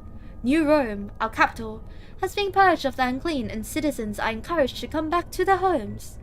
Citizens who live in the surrounding countryside should not return to their farms, as the unclean still roam the fields and plains around our glorious city and continue to grow in size. It's Attack on Titan! It's Attack on Titan! The Blessed Militia has developed new weapons which have proven capable of punishing the unclean and driving them back into the unfertile lands. Construction has begun of a system to permanently close the unfertile lands off from our blessed lands in each affected area once all the unclean have been driven away. The Most Holy requests that all our citizens of our united lands bow in prayer and offer Tai Three Kai to recognize the sacrifices of our blessed militia in these troubled times. Reports have been coming in that falsely accuse the blessed militia of having committed sin against the citizens whose homes they are inhabiting as they travel bravely through the contaminated lands. The Most Holy would like to remind people that blasphemy against any who wear his mark is the most grave of sin, and unfounded accusations will be punished accordingly. We should work to support he and his men, however possible, just as they lay down their lives for us. Sinful rebels who... That is the end of the article. Next is the Green Test Diary Article 234 and a diary. Our second test recovered many materials that help establish a sequence of events for this alternate world. The diary recovered provided a glimpse into the last days of the owners of this home from which it was recovered, and may represent the activity in other areas of the world as well. Newspaper Article 2. Farms surrounding the city of Silver Feathers have reported being unable to contact neighbors across voice or video feeds in the last week. Until an approval is granted by the regional High Father, an investigation cannot commence, but he reassures the people that these events have not escaped his attention. Residents are advised to notify the Blessed Voice daily, so any disappearances can be addressed immediately. Residents are also advised to begin stocking the shelters to be ready for any situation. Newspaper Article 3. Following the disappearance of the Blessed Voices from several outlying regions around the city of Silver Feathers, the regional High Father has declared concern for safety and livelihood. Under this declaration, all farmland residents must evacuate immediately to their shelters. Scattered reports of an unclean have come out but have yet to be Newspaper Article Number 4. The City of Glorious Song has stopped responding to any and all communication. The worst can only be assumed, and our hearts all go out to any who are in the region who are unable to hear our words. The City of Silver Feather Blessed Militia has reported several incursions by the unclean into the city and have exterminated four of the abominations before they could become a larger danger to any residents. The regional High Father reminds the citizens to avoid any direct confrontation with the unclean. Conventional arms do nothing to the unclean. Only the most holy of implements will penetrate the sin, so do not put yourself in danger. Any citizens who suspect their neighbors indulging in heavy sin should immediately contact the Blessed Militia through designated checkpoints. The following is the diary recovered from our excursion. It is all written in redacted dates, but the first entry states, I have the distinct feeling we're all gonna die, so I'm gonna write this all down now for whoever comes along and find our bones. My name is Herverth Jakusev, and I'm a farmer. By the way, I will note that the grammar in these entries are not too correct. So, it does show the background of this character. I'm a farmer. I grow the rub sticks and the husk ears. We raise the inks and the ooms. It's me, my wife, Oferi, and our two little uns, Trevon and Listeria. I got this book and trade from the blessed man who came by for food and shelter. He told us to start getting our shelter ready, and not to let no other blessed who come in by even know we're here. Says the whole thing break down. Nothing right no more. So I does as he said. Got it all ready. We're going down there in the next day or so. In the morn he was gone, which made the wife sad as he was polite to us, unlike most of the others. Figure he didn't want to be no birder. Miss went out looking for him to be sure he wasn't just round the house. On the next entry states, he didn't turn up nowhere, so we guess he left. Strange enough, Liz found his clothes round a mile or so away, and all his gear, but no him. She left it all there, and that's for the best if what happened that I think. I'm clearly no educated man, don't claim to be, but I can put two and two together and tell you that things are bad out there. For everyone, and especially for us, 'cause it's coming way too close. Sometimes you can smell it, and that's when we hide. Smells like a leg of meat that's been rotting away for too long and just won't go back into the dirt. Even the soil is rejecting them, I guess, refusing to let them be buried to die. The next entry says, it came too fast. We weren't ready. The smell came in the night. Maybe we would have been fine, but the little ones were afraid, so we went into the shelter. Trev was slow. He saw it, kept staring at it until it shambled by. It ignored us until he screamed when I was getting Liz and the mist down in the shelter.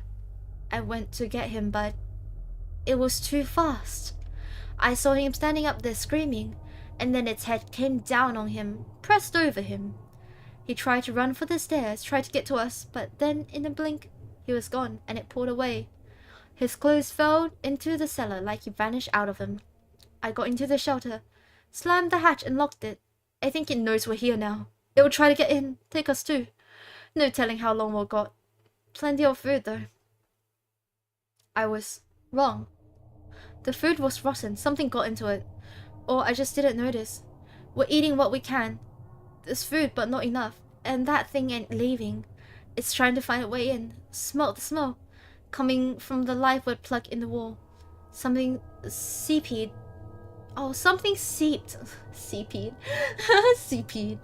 Something seeped through it, and we kept away. It got all hard like a rock and don't smell no more. Maybe the power in the plug finally let it die. I went up to peek. The cellar is fine. Trev's clothes still on the stairs. Peeked outside. We're not gonna make it. There were 10, 20, 30. Couldn't count so many. All going a circle around the house, looking at it with those faceless faces, and the stink, oh the stink. Went back in the shelter and locked the door. I don't want to see my family rot away. I think faster is better. The miss, she agrees. We won't tell Liz. She'll be first. Then my wife, my love. Then me. I'm sorry, but I'm not sorry. I gave the best life to my family possible. It was them holy ones what brought this. I'm gonna pen this in memory to my great pap. He was old and knew stories older than himself. Says those unclean they preach about, those unfertile zones they say to stay out of. All cause of the most holy bringing the world together. Them things are the ultimate sins. Everything about us that was evil and impure, it's them. They don't know nothing but doing what they do. Don't even know why they do it, they just do it. Take us into them, then we're gone. I asked Pap what they were, and he lit a stick, took a half, and said, don't know, nobody knows. Nobody will admit it. But if you see this symbol, if you see it, you run, boy, you run fast. You run far and you hide. You never go back where you saw it. That's all I know. I remember the symbol was on the rock he kept on his neck under his shirt. Next day, Pap was gone. Nowhere to be found. Dad weren't sad. Said he knew it would happen one day. Pap went home. See you soon, Pap. Dad. Data expunged. Symbol match symbol found on SCP-093 servers as one of the deeper engravings. Also matches symbols noticed on video feed of final test on SCP-093 duplicates. Next is the office ledger found in the Violet test. The third test with SCP-093 resulted in the unfortunate loss of a security member, but also allowed us to recover a ledger with insight into the medical procedures carried out on the alternate Earth now termed E093. Patient is Jennifer McZerka. Recovered troop 0011. The mixture is of 35% tears, 30% nutrients, 10% HFT, and 25% blessing. That doesn't add up to 100%. 65, 75. Oh, it does. I'm stupid. It does add up to... It does add up to 100%. Summary. Jennifer Mazurka is now 20 cycles of age and during her 18th cycle was the victim of a hov ride accident that resulted in brain damage and misalignment of her moral processes. Misalignment of her moral processes due to brain damage. That can happen though. That can be a medical thing that happens. She is prone to violent outbursts and can only be calmed down by impure stimulation. She's a thought! Because of this, she actively seeks out strangers to mingle with, and her parents have requested of the High Father that she be set to the tears to mend her mind and body. Patient accepted. Hello, Kitty Eater Bear! Welcome to the stream. Yeah, Dr. Ruuna. During preparation for the tears, subject went into a rage, and the attending hand went to recover a sedative. Jennifer tore her clothes off and screamed impure words at me, so I locked the door and instructed the hand to wait outside. I'm half ashamed to admit I laid with Jennifer a total of 7 times! Dr. Ruuna tells you this is a medical malpractice. You should not, in fact, be doing that. Oh no. Can I borrow SCP-173 for my kid's birthday party?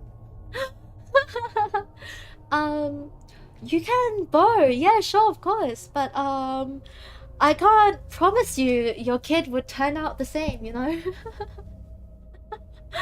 I can't promise you. It will be entertainment, though.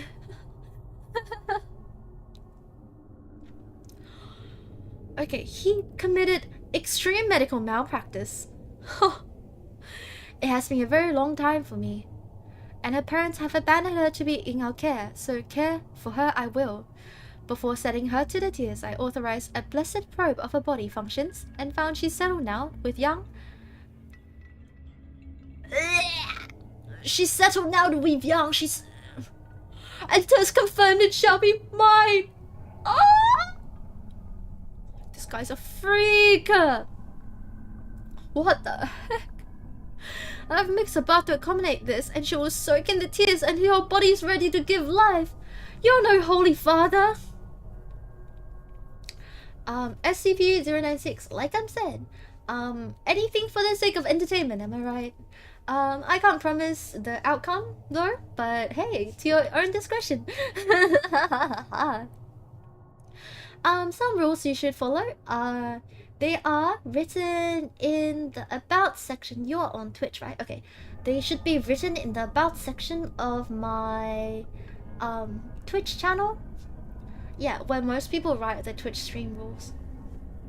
But just general stream etiquette, you know? Just general. Just be a decent person, and generally is okay.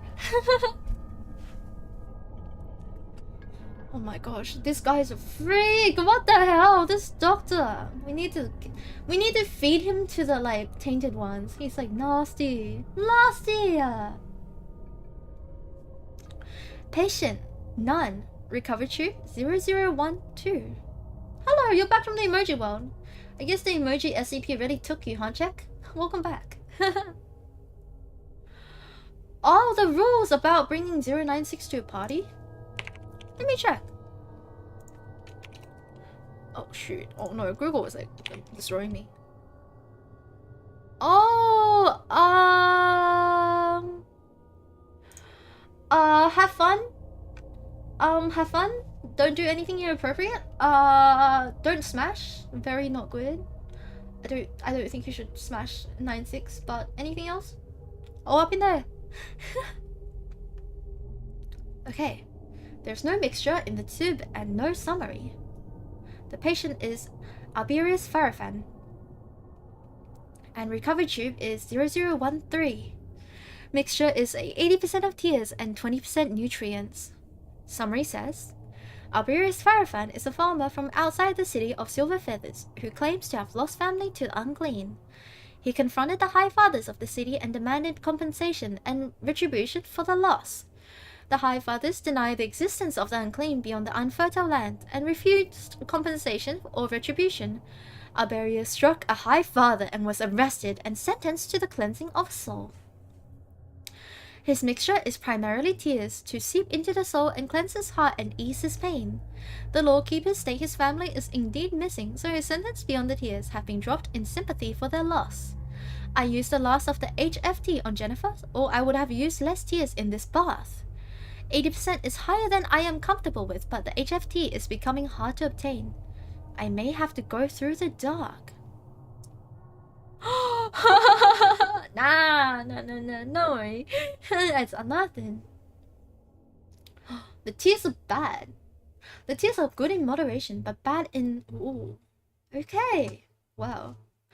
The next patient is 2 arrows pointing apart from each other. Recovered tube is 0021 with a mixture of 75% nutrients and 25% blessing. The summary describes a member of the Blessed Militia who was wounded in combat. Request is from Highfather and details withheld. The next recovery tube of 002 and 003 follow in similar fashion. Next is the yellow test recovered, PC printout, and the safe diary. And the gun that is redacted.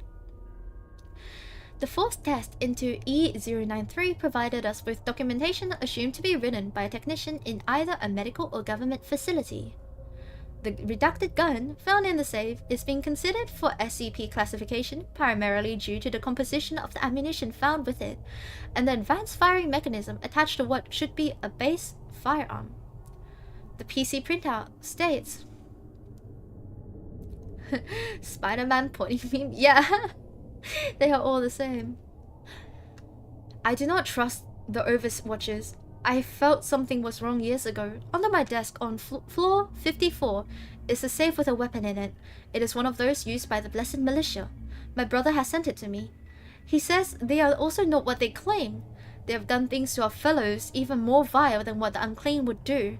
He tells me to be ready to fight. I cannot. It is not me. I do not know violence. I'm too frail. You. Use it. Save yourself. The next is the safe diaries. The safe diary. My name is Herval Toliwis. I'm a heart systems watcher here. My job is to monitor the sinful who bathe in the Lord's tears to make sure that they reach the prescribed dilution time. I've been doing this job for 23 years, and now things are falling apart. I can no longer abide by the most holy. I must speak the truth. We are being told to evacuate. The containment tubes have been breached. An unclean has appeared in place of rest, and we are unable to destroy it. The live motion footage shows how it came to be, and this is what unsealed my heart and mind and tongue. I must speak. Should the Overwatchers see this, I will be silenced, so I must hide it. Thankfully, they are ignorant with the hardware, so I can hide this easily. The Overwatchers told us we should leave last to ensure the hardware contains the unclean. What that means is we should distract it and die in case it breaches the watching deck. It has shattered nearly all the tubes and absorbed the people in them. I've dispatched the eyes to the unclean, and they have touched it, bringing me back a sample of it. The unclean are not sinners. They are not products of our disobedience. I suspect they are us. The eyes have dated the sample. It is older than myself, older than my elders. It is over 200 cycles in age. 200. The sirens are still sounding, but no signal has come for us to leave. I do not think this unclean is alone. I have seen how they can get into places, between places. Between places? Is that where they have been all this time? Between places? The makeup of the unclean is unstable. Molecules detach and reattach almost before my eyes, as if to move the entire being reforms itself in time and space. Why does it not come up here? Too much effort, or does it not sense me? They have no eyes, no mouth, no face. They cannot speak, cannot see, but they must be able to sense us. The smell. It is so strong. It comes from all directions. It is not a smell of the dead. It is a smell that comes from something that should be dead but does not know how to die. The War of the Holy Union. I think that was where it may have started. We're united under the Most Holy, but what does he owe us? Nothing. We merely keep society running while those on high benefit. Wow! Societal commentary. Is this not how it always has been? But now we are told we are pleasing the will of those above us in the clouds, those great beings who gave us the power to live and prosper, those who we have never laid eyes upon but are told we must revere. Lies, all of it. It must be. I am using the eyes to create a fluid to oppose the makeup of the unclean sample. Perhaps they will cancel each other out. I will leave soon and store the rounds here. I cannot use the weapon. I am too weak a man for this. I will protect my family with my mind and not with my rage. We will be safe in the fields. I know where to go. I will go above now, to my family. I will leave the hardware running. I was told to turn it off, but this is where I defy them. It will run, this will watch. The eyes will see for however much time they have. Someone will read this, and someone will know. Take the gun, take the fluid. Do not listen to the most holy. We did, and we are damned. The redacted gun is a revolver-style weapon with two 12-bullet cylinders. The design of the gun has one cylinder on each side raised slightly, so they may flip into the gun itself and then rotate, firing all rounds, before flipping back out and allowing it to be reloaded, while the second is usable, allowing a total of 24 shots before it runs empty. There is no firing pin on this gun, but instead there is a pullback slide mechanism that must be used to prime the active cylinder.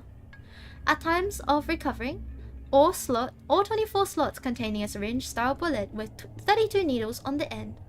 On impact, it is assumed that the force of the shot will press the liquid inside the target.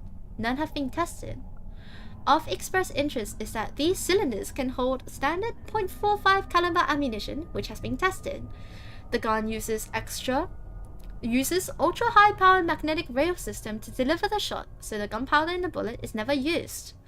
In consideration is a redesign of a round that would utilize the gunpowder mid-flight to add even higher velocity to the round, or that would explode on impact for higher yield. The next is the PC printout from the red test. Final authorization test of SCP-093 resulted in the loss of a skilled service technician, but allowed us to recover the very revealing documents that can only be assumed to not have been intended for public knowledge in any world. Curious among these is Agent Redacted Report, which appears to have been written by a Foundation employee several decades ago. While these paper printouts were the best material recovered, it seems that the system used to create them allowed for multiple forms of input, including typed and verbal speech to text. Some audio logs of the printout below are available, but must be requested in advance with fully written explanations as to why. This dual input system seems to explain the variances in the style between users, as well with the assumptions made on part of the software while performing conversions. Facility Fire Plan. In the event of any emergency requiring the facility to be evacuated, all Clear 4 staff should report to Train Station 3 and use their vial to call the evacuation train. Only one vial is required to call the train and may contain any amount of tears. An empty vial will not call the train. Clear 2 and 1 staff should remain at their post until either 10 minutes after the departure of Clear 4 persons, or until authorized by Clear 4 staff. Clear 3 staff should utilize the protective garment at the stations and weapon lockers before proceeding to designated crisis area as dictated by Clear 4 staff. Reports. 3 unfertile zones have increased 25% in size in the last 7 days. Containment teams are not finding any presence of unclean in these zones, but they are visibly confirming its expanding. Clear 5 level High Fathers have confirmed these breaches in the holy chambers at each of these zones. All chambers are found empty. It is believed that the unclean have breached containment on holy chambers, dispatching additional guard to be 2 remaining chambers. Next is Situation X549. Expansion of Zone 64 TO has been confirmed. Unfertile zone containment procedures in effect. Containment staff dispatched to site. This is the 10th report in 30 days. Upgrading to situation status. Reports from Clear 5 High Fathers have reported that reports from Clear High 5 Fathers have stopped at all affected. The city of His Word has been placed on full lockdown and all travel denied in or out. Other cities are now in alert mode, and combat teams are being dispatched to city perimeters. Situation X550. The great land of Hufusia has fallen per satellite images. Entire landmass considered tainted. Outbreaks of sin reported in Lavinia, and that landmass has requested assistance from the Holy Union. Assistance denied due to our own outbreak and mass reporting of the unclean. Clear 10 staff has issued the order to evacuate via gateway, and for all Holy Union authorized persons to proceed to the nearest sky platform for evacuation to Star Eye Eden to continue monitoring status. Gateway keys are being ejected to prevent spread from the center to other space or time vectors. Resurrecting staff are being awakened to monitor and continue reports here as we evacuate. May his blessing forgive our greatest sin. Finally. Ooh, evacuation log. Evacuation in process. Shuttle 1 away. Shuttle 2 away. Shuttle 3 error. Release us. Why? Shuttle 3 error, launch aborted. Proceed to Shuttle 4. Shuttle 4 reporting launch delayed. Overloaded. Triage protocol engaged. Shuttle 4 reports passenger limit obtained. Prepare to... Lord, why release us? Why release us? Why us? What did we do? Why? System detecting electrostatic activity. Compensating. 101000. Why we hurt? What did we do? Why were we hurt? What did we do? System shut down. System restore purge of containment. Purge of contaminated data in progress. Why us? Why? Listen. Record 5432104-392. Password Forgive Us 555-4444-332-2221. Why? System purge. Purge. Next is a recovered document titled Bullshit. WTF is this place lol? Okay, so LYK, there are people typing stuff here, so I'm gonna type to lol. So like, I found this rock in the pond by the house and it was all kind of glowy and stuff. When I picked it up, so I'm like, oh wow, pretty. And when I picked it up, the pond, you couldn't see the bottom of it. Was this weird room with a glowy rock thing? Lol, I don't know. So like, I guess I fell into it. Oops. And now I'm here and not there. So really, I'm kind of scared. But this place is like a movie set, so it's cool. Lol. There's some guy I can hear talking. He keeps asking me to come downstairs, but I don't see no door. He keeps screaming for help too, because I told him to eat me alive, and he won't shut up. I guess I could try going back into that room, but it's so creepy in there, so I'm sort of scared to laugh. Oh, so hey, I found a door. It's like in the floor instead of on a wall, so like I'm gonna go tell that guy yelling to shut it up so I can go home, BBL. Yeah, that person is typing like, you know those like the MySpace era people. Like hello quirky XXD. Next is the agent redacted report that is written similarly to how we would see a SCP report. Which is strange because this is the first recorded time that we know of where SCPs are, you know, this SCP-093 is being recorded. Agent report. My name is redacted, and I am an agent of the Foundation.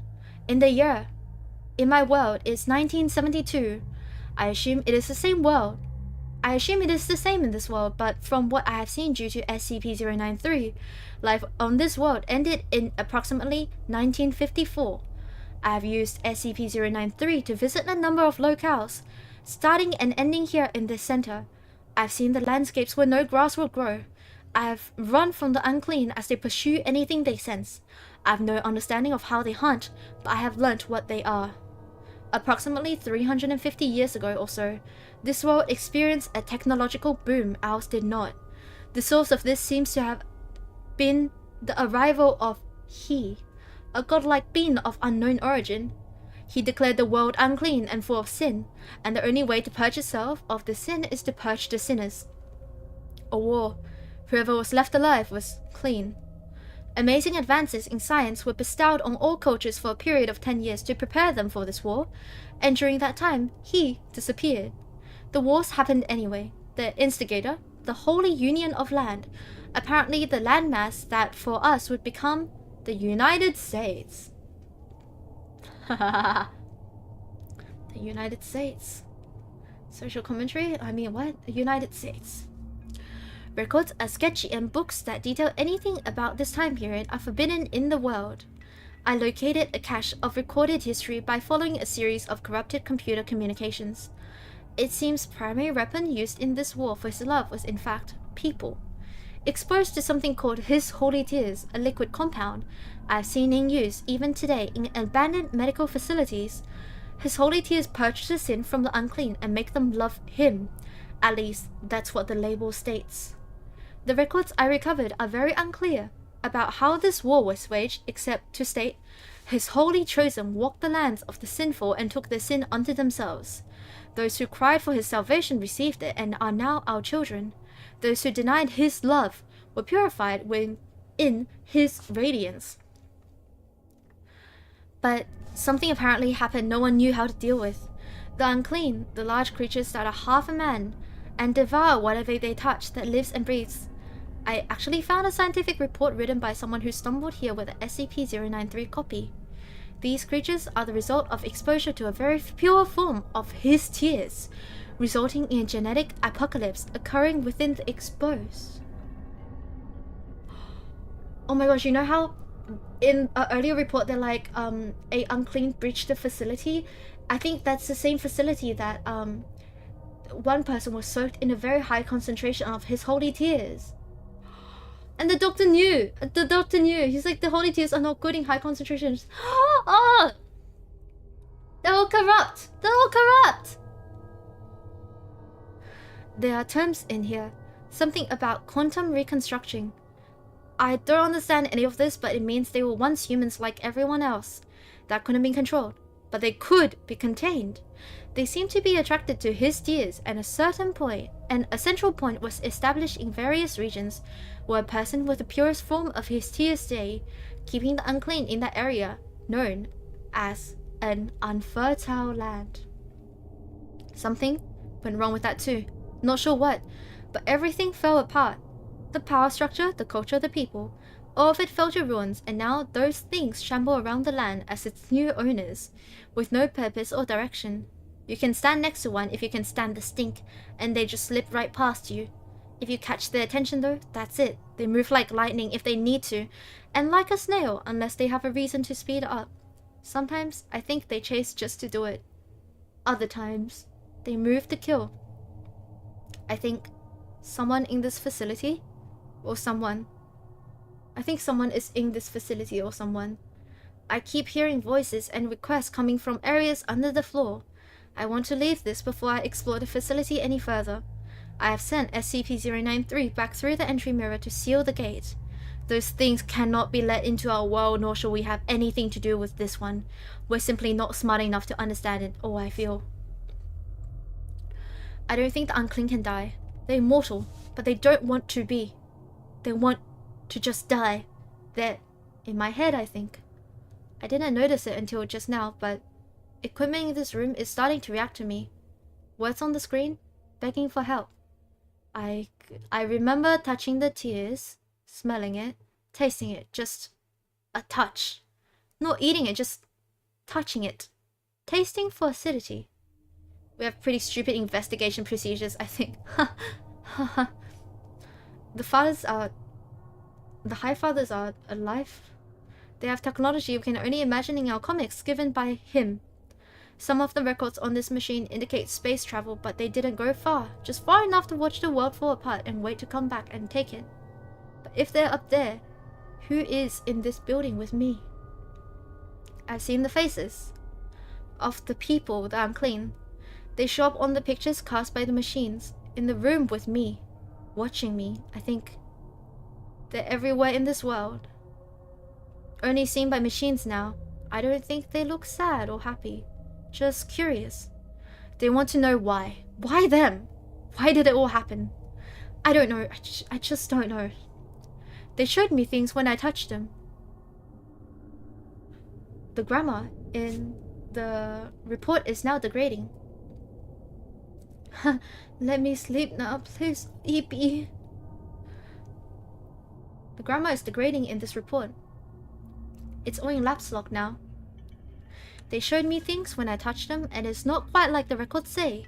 Then Clean remembers it all. Every person they touch becomes part of them, safe inside them, but dead to us.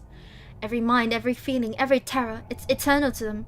I kind of want to join them, but too much to do. They want me to find him, kill him. There was no war, it was him, it. It came from between the folds of time and space and worlds and light and dark, something that is but should not be slipped in and called out to them as their god, and they believed it and they tasted it and touched it and laid with it and became its property and did its will, and it is still here.